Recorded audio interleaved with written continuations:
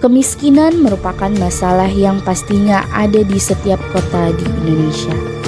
Hal yang menjadi rahasia umum di banyak kota di Indonesia. Kemiskinan memaksa banyak warga untuk melakukan tindakan seperti mengemis dan meminta-minta di jalan. Tidak hanya orang tua, remaja, masyarakat, penderita disabilitas, bahkan sampai anak-anak pun turun ke jalan untuk meminta-minta. Di sebuah kota yang dikenal sebagai City of Music, namun penuh kontras, kemiskinan menggeliat di sudut-sudut gelapnya.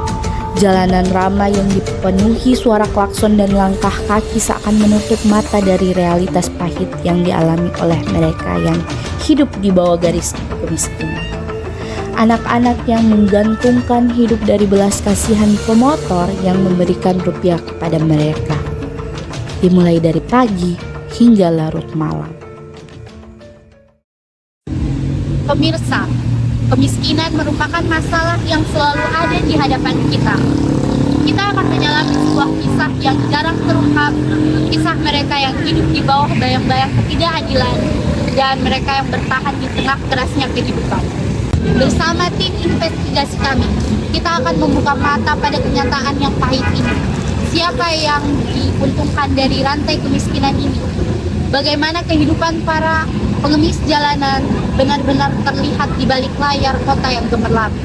Dan yang paling penting, apa yang dapat kita lakukan untuk mencegah rantai setan ini? Kota Ambon, ibu kota dari Provinsi Maluku atau yang lebih sering dikenal dengan kata Ambon Manise, yang berarti Ambon yang manis. Kota ini merupakan jantung dari perekonomian Provinsi Maluku, di mana hampir semua proses ekonomi terjadi di Ambon. Dengan jumlah warganya sekitar 352.052 jiwa pada tahun 2023, menjadikan Ambon salah satu kota yang lumayan padat. Kemiskinan merupakan masalah yang dihadapi masyarakat yang ada di kota Ambon. Masyarakat jatuh bangun membanting tulang untuk uang hidup sehari-hari. Beberapa memilih untuk menggunakan anak-anak untuk menjual rasa ibah kepada masyarakat. Pengemis yang didominasi oleh anak-anak yang di bawah umur, tentu saja hal ini didasari oleh banyak hal tentunya. Disuruh oleh orang tua masing-masing dan ada oknum yang mengeksploitasi mereka dengan melakukan tindakan kekerasan serta mengambil hasil mengemis mereka. Hasil data itu didapat dari penjaringan yang dilakukan. Nah, datanya ada di bidang terkait. Sepanjang ini langkah yang dilakukan cuma melakukan penjaringan, kemudian pembinaan. Karena yang pasti kalau mau jangkau dengan cara lain, sementara pemerintah Kota Ambon belum punya shelter atau tempat penampungan sementara. Itu persoalan besar daripada Indonesia. Tapi langkah strategis yang mesti dilakukan hanya satu, rutin melakukan penjaringan untuk mengembalikan mereka ke jalan. Pemerintah Kota Ambon telah melakukan berbagai langkah strategis untuk memberantas eksploitasi anak yang mengemis di jalanan, dengan fokus pada pencegahan, penanganan, dan pemberdayaan. Kalau sampai tindakan penegak hukum belum bisa, karena belum ada kasus, katakanlah begitu. Tapi kami tetap libatkan pihak kepolisian, Pol PP, ya kan? Upaya tersebut meliputi razia dan penertiban, pembinaan mental dan sosial, pemberdayaan keluarga, penegakan hukum terhadap pelaku eksploitasi, serta sosialisasi dan edukasi kepada masyarakat. Dulu kan anak jalanan saya ada dong, Ambon, ya kan? Walaupun ada, lalu orang Ambon bilang itu orang luar.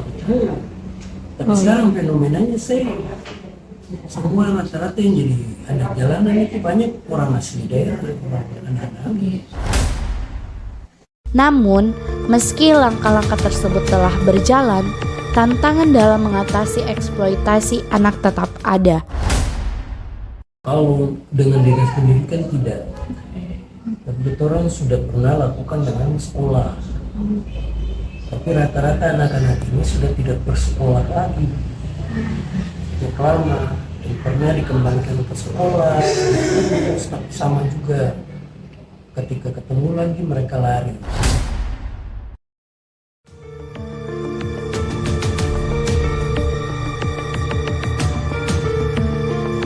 Kemiskinan keluarga menjadi salah satu akar masalah yang memerlukan perhatian serius.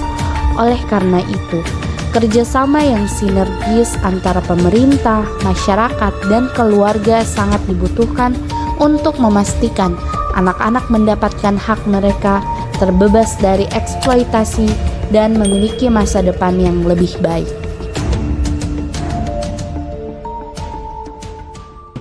Jalanan mungkin salah satu ya, ekonomi ya, faktor ekonomi dari kota masing-masing ya. Untuk terganggu sih kurang terganggu juga sih, cuma ya itulah.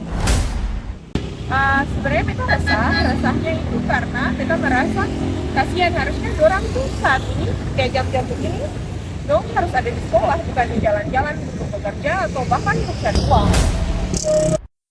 Setelah menelusuri kehidupan yang terpinggirkan, satu hal yang jelas, kemiskinan bukan hanya tentang uang dan kebutuhan dasar, tetapi kemiskinan adalah cerminan dari ketimpangan, ketidakadilan, dan sistem yang belum sepenuhnya terpenuhi bagi mereka yang lebih membutuhkan.